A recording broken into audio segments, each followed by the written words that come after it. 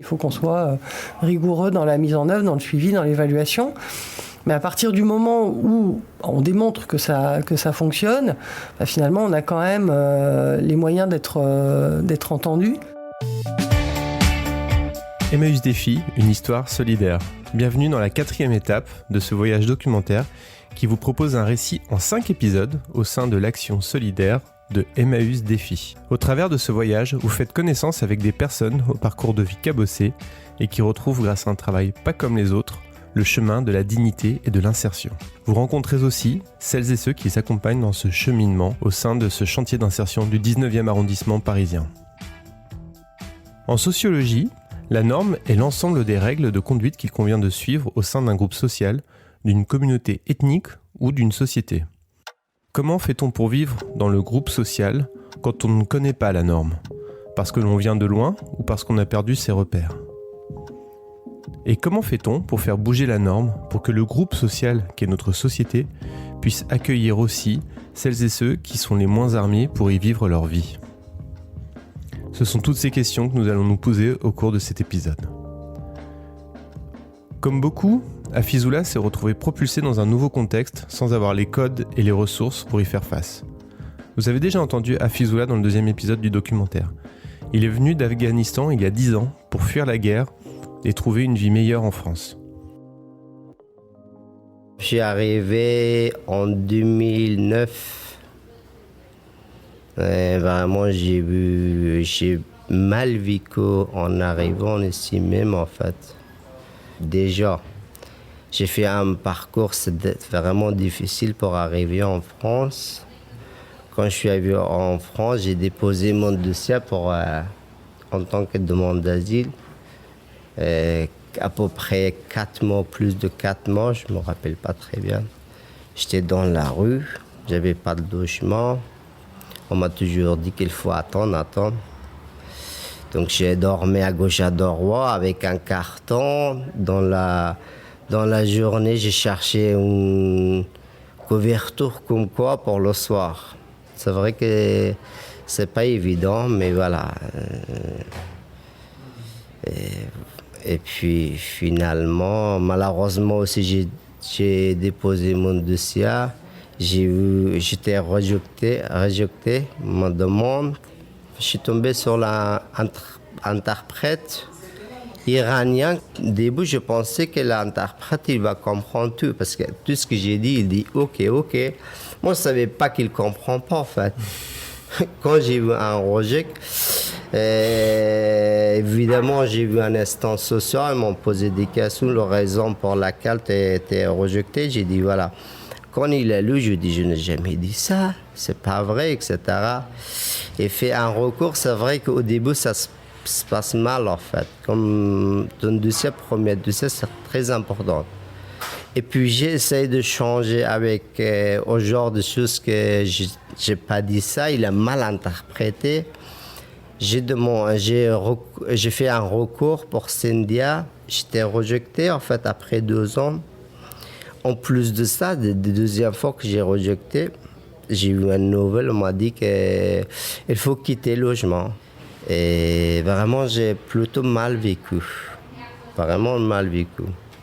Parce que quand vous êtes arrivé, en France, il y avait personne que vous connaissiez déjà en France ? Non, pas du tout. Oui. Il n'y avait pas particulièrement, en fait. Quand j'ai décidé de venir, et je ne savais pas où je dois aller, comment je dois faire. C'est le pasteur qui m'a ramené. Donc il m'a descendu partout, il m'a indiqué quelqu'un d'autre que tu vas prendre cette direction, tu vas trouver Parc Gare de l'Est. C'est là-bas qu'on rencontrait. Donc je suis arrivé, j'ai vu qu'il y a des Afghans qui ont la même situation. Ça m'a trop soulagé, je me dis ça va. Et j'ai resté pas mal de jours dans le parc aussi. Je dormais là-bas pour trouver comment je dois faire. Je ne savais même pas comment je dois déposer mon dossier, qu'est-ce que je dois dire. En fait, dès que j'ai eu un rejet, toujours je me suis dit, il faut que je décide, il faut que j'apprenne. C'est pas possible de appeler chaque fois quelqu'un qui parle français. En plus de ça, il y a des gens il fait tradition, mais tu n'es pas sûr. Quand tu vois sur le papier, ce n'est pas la même chose. On ne peut pas l'accuser non plus et parce qu'il nous a aidés, etc. Et du coup, au bout d'un moment, j'ai décidé, je dis quoi que je fasse, je vais prendre un cours de français. Quand tu ne parles pas français, c'est trop difficile en plus de ça. Tu t'es bloqué en fait. Démarche administrative surtout. Quand tu as un petit rendez-vous, tu n'es pas à l'aise. Il ne faut pas prendre rendez-vous, il faut appeler quelqu'un. Mais tout le monde n'est pas disponible, il faut trouver quelqu'un. Pour moi, c'est trop difficile. Et je me suis dit, il faut que je fasse un effort. Quand vous êtes en règle, avec un CV sans trou, et que vous cherchez du travail, la tâche n'est peut-être pas simple, mais vous savez par où commencer.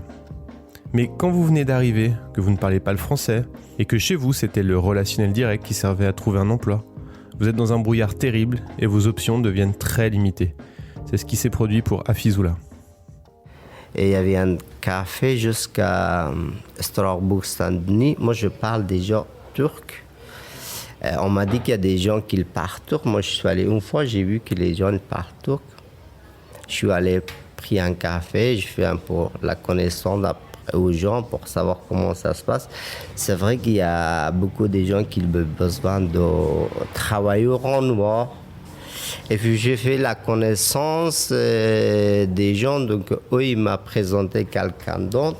J'ai commencé à travailler dans le bâtiment, c'est vrai qu'on ne m'a payé pas trop, à 40 € toute la journée, c'est un travail difficile. En plus de ça, si tu n'as pas le logement, tu travailles toute la journée et après tu trouves d'or. Ça, c'est pas logique, c'est trop fatigant. Et malgré tout ça, moi je me dis, il n'y a pas d'autre choix, il faut que je fasse avec. J'avais quelque d'argent de mon côté, j'avais dans mon poche et j'avais vraiment peur. J'ai caché quelque part, sans dire à personne.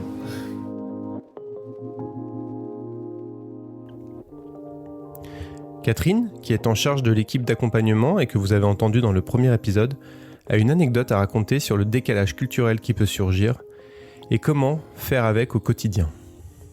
On ne va pas se laisser parasiter par la dimension culturelle. Moi, alors là, c'est peut-être très naïf, mais je me dis que on se regarde dans les yeux, on se parle, il y a de la bienveillance de part et d'autre, donc on va arriver, mais c'est sûr que ça doit être plus compliqué. Moi, je suis toujours admirative et toujours étonnée. Par exemple, quand on pense, par exemple, à l'Afghanistan, et qu'on pense aux femmes, avec la burqa et tout ça, et je me dis, mais ils arrivent là, ils ont des femmes qui leur donnent des ordres, serrent des mains, et je trouve qu'ils s'adaptent tellement bien. Donc il y a cette différence culturelle là, mais c'est pas seulement de notre part, quoi. C'est-à-dire qu'eux aussi, ils ont fait un sacré chemin. Si on prend les Afghans, moi je me rappellerai d'une fête où on dansait ensemble, je me dis, mais qu'est-ce que ça doit être à des années-lumière de ce qu'ils s'attendent, des relations hommes-femmes et tout ça. Et voilà, je pense que... Donc il y a une différence culturelle, mais c'est à nous de faire en sorte qu'on peut aussi se parler, quoi. Enfin, nous sommes des êtres humains aussi, donc on doit pouvoir y arriver. Et en tout cas, c'est ce qu'on met en œuvre, en sachant aussi que pour certains, ça va être plus compliqué. Et c'est à nous aussi de ne pas être trop intrusifs, de savoir, quand il ne faut pas aller plus loin, quand il ne faut pas faire 1 heure de discussion, et quand on sait que ça se passera après dans le métro, quoi. Younes a traversé un nombre incroyable de pays pour arriver jusqu'en France, depuis l'Afghanistan. Son périple est raconté dans le 2e épisode. Ici, il évoque ses difficultés administratives. Maintenant, pour moi, c'est la première chose, j'étais tranquille ici. Oui, il n'y a pas de guerre, il n'y a pas beaucoup de choses là-bas, c'est tranquille. Donc votre femme, elle est en attente, c'est ça ? Oui, c'est ça. Ouais. Pour pouvoir vous rejoindre ? Oui, pour venir ici. Et là, elle est au Pakistan, du coup ? Oui, elle est au Pakistan. Oui. Et le fait de travailler, ça vous permet, ça vous donne plus de facilité pour vous installer ou pour, c'est ça. Ouais. Pour pouvoir la faire venir aussi ? Oui, d'accord. C'est ça, oui. D'accord. Et la France, ça va Oui, ça va. Je suis content. Juste que je n'ai pas chance de logement. Quand je fais logement, après, tranquille. Je fais le dossier pour ma femme, qu'elle arrive ici, c'est mieux. C'est tout. Il n'y a pas de problème après. un peu dur.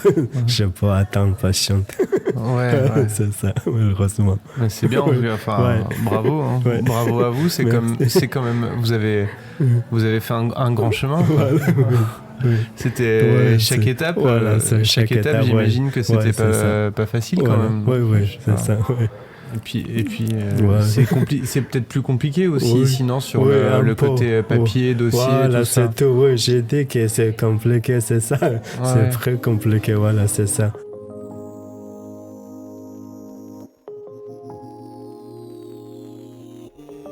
Enfin, Elio, que vous commencez à bien connaître, a une activité solidaire importante en soutien aux migrants.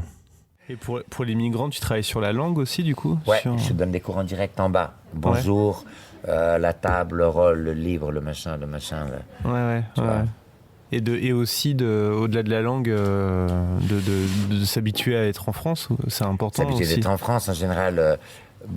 ceux qui sont ici en ce moment, là, ils sont déjà passés chez moi, tu sais. Je les héberge, je fais de l'hébergement, comme on dit, solidaire. Je fais ça chez moi, tranquille, tu sais, parce que moi, j'ai 2 gamins. J'ai un grand 31 ans, il habite en dessous de chez moi. Tu vois, moi, je suis au 5e, lui, le 3e, et je vis avec ma fille qui a 24 ans. Donc, ça veut dire que tes gamins, ils ont l'habitude de ton boulot, quoi. Même des fois, quand j'en ai trop, je mets chez mon fils. Donc, quand c'est des trucs solidaires, en gros, j'en ai pris quelques-uns à Calais, je les ai ramenés ici, le temps qu'on fait les démarches, ça veut dire il est chez moi, j'ouvre l'ordi YouTube, je fais de la pub, tu sais. Il y a plein de cours, tu sais, c'est vrai, il y a plein de cours à apprendre. Moi, j'en ai ici, là, il a travaillé ce matin, je crois. Ouais, il a travaillé ce matin, mais il travaille ici au livre. Lui, je partais au boulot le matin, je sortais le soir, il est encore devant YouTube en train d'apprendre la langue, tu vois. Parce que je fais un peu du truc solidaire. Après, il y a des trucs, je fais gaffe, parce que tu sais, tu connais le milieu du social, c'est quand même, il y a beaucoup de pourris là-dedans. Donc, par exemple, une fille toute seule, je l'héberge pas. Tu vois. Tu vois, si elle est avec des enfants, je l'héberge, parce que je sais d'office que si c'est une fille avec des enfants, ma fille, elle va lui laisser sa chambre. C'est obligé. C'est automatique, c'est pas moi qui l'oblige. Moi, avant, quand j'ai ramassé quelqu'un comme ça, tu vois, le soir, je l'appelais, je disais, s'il te plaît, je vais amener quelqu'un à me dire, si c'est pour me dire ça, c'est pas la peine de me réveiller. Hein. T'amènes les gens, tu le piotes et laisse-moi tranquille, quoi. Ils ont l'habitude, mes gamins, tu vois, qui savent qu'ils ont un père un peu déconnecté de la réalité, tu vois. Et donc, je fais ça aussi. Après, je leur donne des cours. Après, j'essaye de les accompagner sur leur démarche. Et après, j'ai la chance que je connais bien. Ici, à Paris, il y a plein d'associations. C'est même pas des assos, c'est des groupes, tu vois. Comme, je sais pas si tu as entendu parler d'un truc qui s'appelle le BAM. Non. Tu vois, c'est une des assos qui donne le plus de cours de français aux réfugiés, mais qui est financée à 0 francs.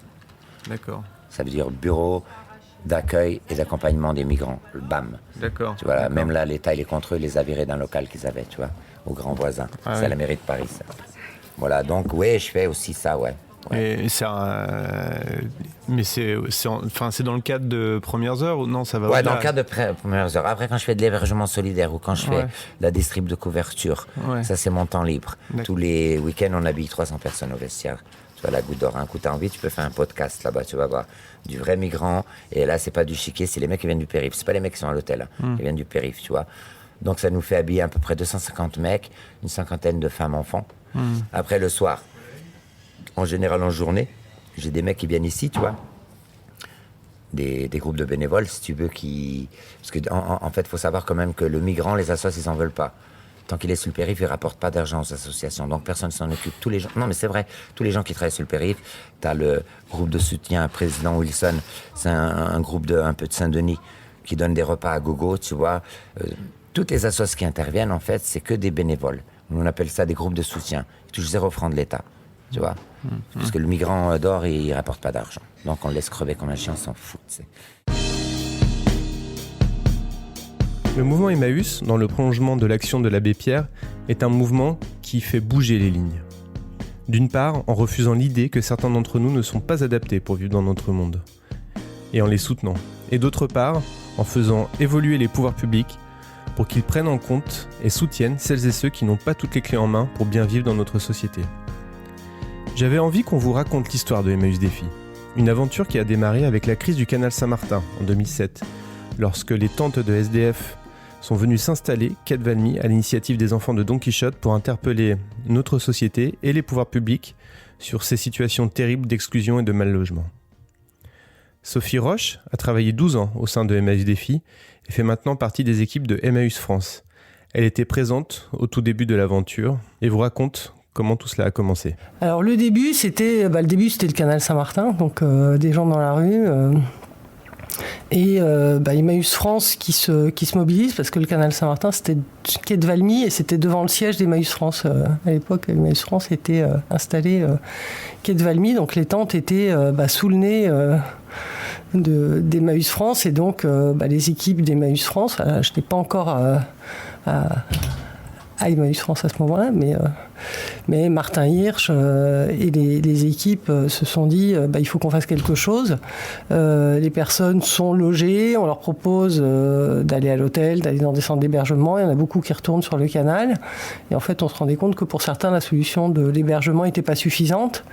Et on se disait qu'il fallait pouvoir leur proposer de recommencer à travailler, enfin en tout cas à certains. On s'est dit, commencer par tirer le fil de l'emploi, de la remise en activité, ça pourrait être une bonne idée. Et donc l'idée est venue assez vite de créer une structure d'insertion en s'appuyant sur le savoir-faire d'Emmaüs, parce que depuis 70 ans maintenant, à Emmaüs, on fait travailler beaucoup de monde, avec les compétences des uns et des autres ou l'absence de compétences des uns et des autres. Mais on a un métier, on a un savoir-faire. Et l'idée, c'était d'utiliser ce savoir-faire et de le mettre à profit et de le proposer aux personnes qui étaient sur le canal à ce moment-là. Quand on pense à la norme, il y a aussi la norme du monde du travail. Une norme qui fonctionne pour beaucoup d'entre nous, mais qui fabrique aussi des exclus. Tout au long de mon reportage, j'ai eu le sentiment fort que l'approche du travail que j'ai observée au sein de Emmaüs Défi était sûrement une approche qui devrait se répandre plus largement pour arriver à une société du travail plus juste. J'ai donc été particulièrement content d'entendre Sophie expliquer en quoi les partenariats avec les entreprises ont une dimension qui va au-delà de l'aspect financier. Dans la manière dont on conçoit et on anime le partenariat, c'est-à-dire qu'on se dit que ce n'est pas uniquement un partenariat financier, mais qu'il faut que le partenariat aille au-delà.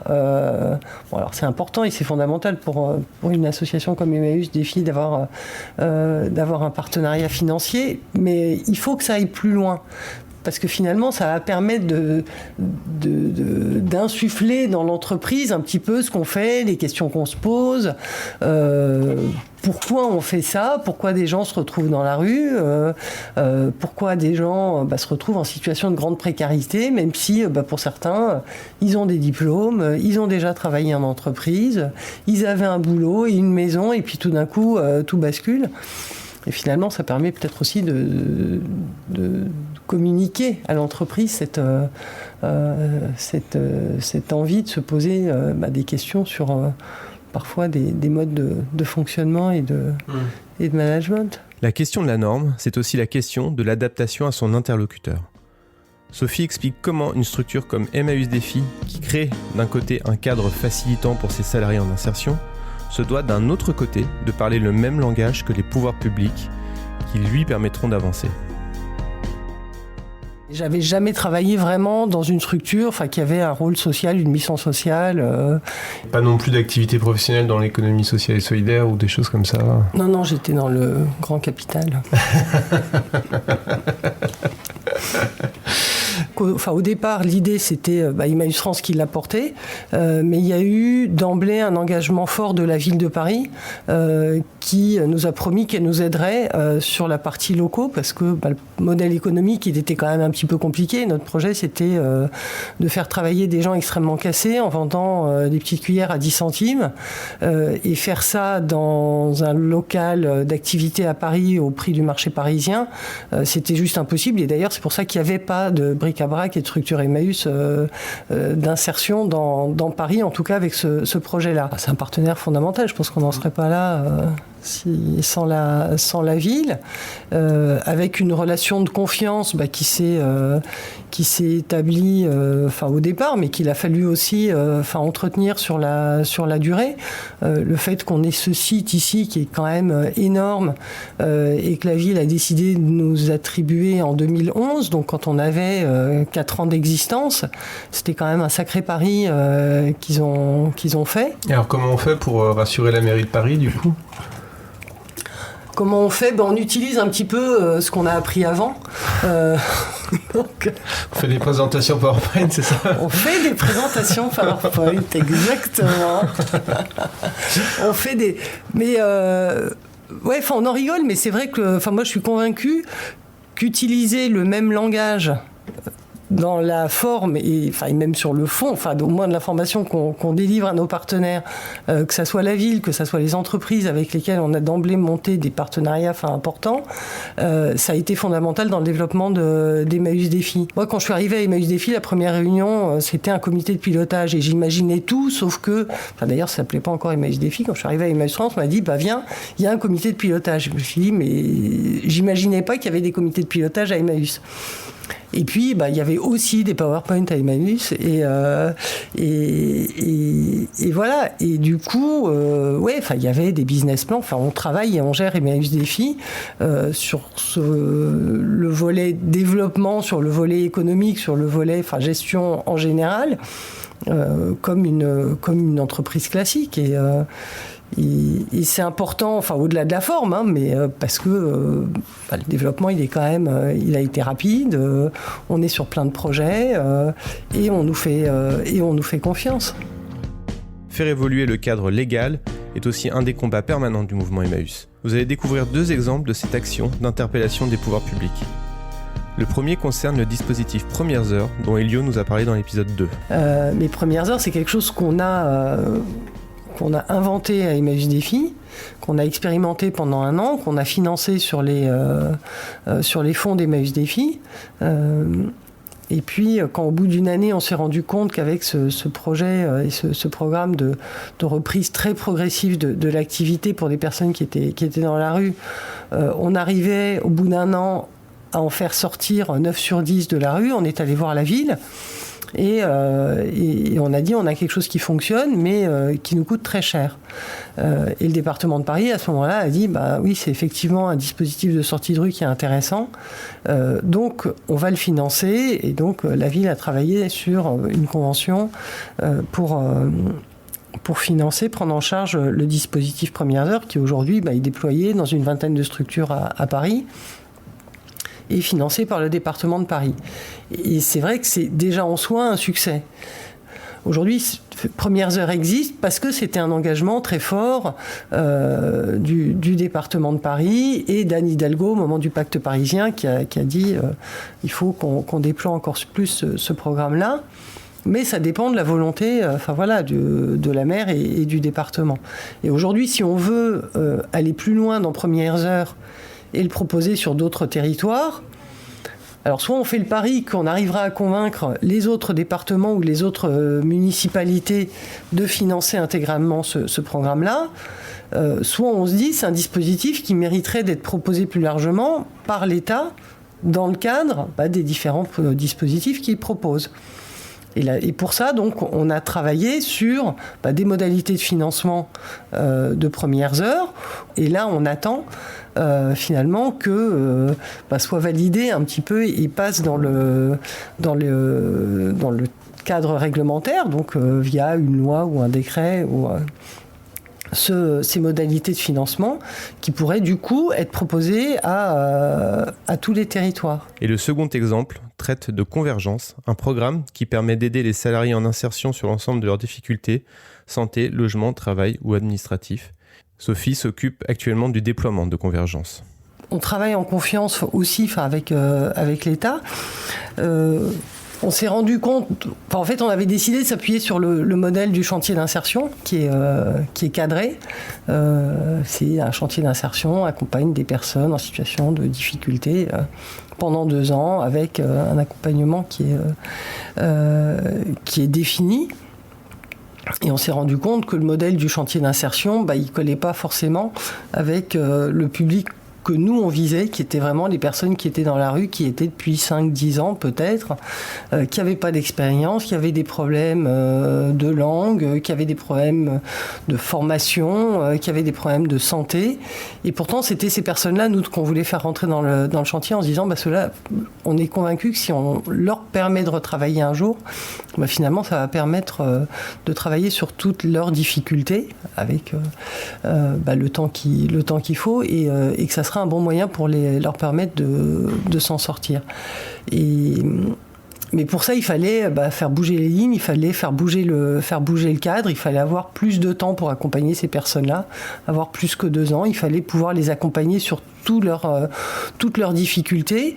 Et donc, on a proposé à l'État d'expérimenter. Et on a dit, laissez-nous la possibilité d'expérimenter pendant 3 ans un modèle d'accompagnement renforcé. Implicitement, ça voulait dire aussi donnez-nous les moyens financiers aussi de faire ça. Et on l'a fait. On l'a testé, on l'a évalué.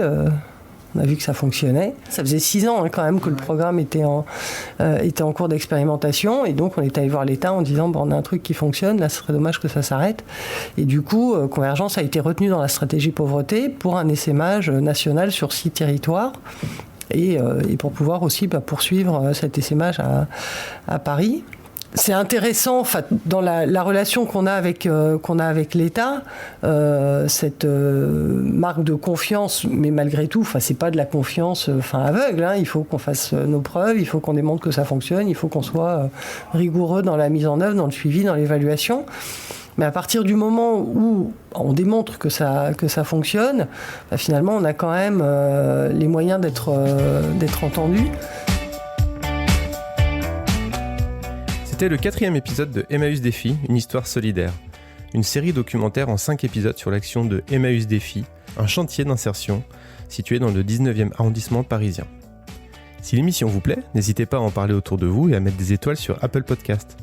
Un immense merci à toute l'équipe de Emmaüs Défi et à nos intervenants du jour, Catherine, Elio, Afizoula, Sophie, Younes, et un très grand merci à Philippe Ingarde.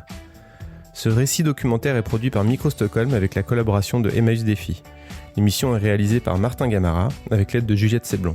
À très vite pour le prochain et dernier épisode.